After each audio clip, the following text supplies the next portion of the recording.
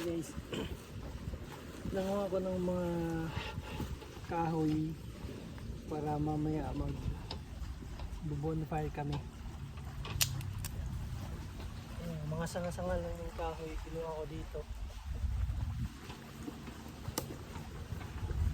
Tapos baliin natin ng mga maliliit na piraso. Tapos ipunin natin. Mamaya may pang bonfire tayo. Marami na rin akong nakolekta. Maliliit lang. Patay na sanga lang dito sa pinagtayuan namin ng tent. Maraming mga patay na sanga. Maliliit na sanga.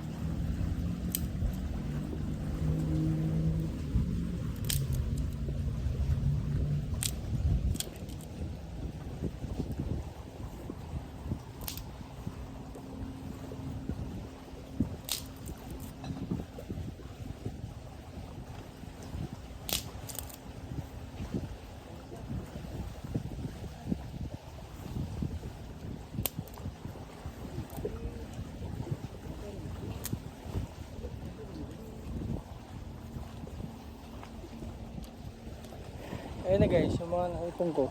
Ayun. Unti lang. So at least meron tayong mapaapoy mamaya. So medyo dumidilim na rin dito kasi mag-aalas 6 na. Ayan. View namin dito guys. Nasa gilid lang kami ng lawa. Ganda. Kaka-relax talaga. Kaya mamaya pagkatapos namin magsaing, nakaano lang kami. Bumili kami ng pang ano dyan? Ng pang sangyup. So bumili na kami doon sa amin ng mga karne. So mamaya lulutuin na lang namin. So yun yung dinner namin mamaya, sangyup. Okay, so update ko na ako. So mamaya na lang guys. So mamaya na lang.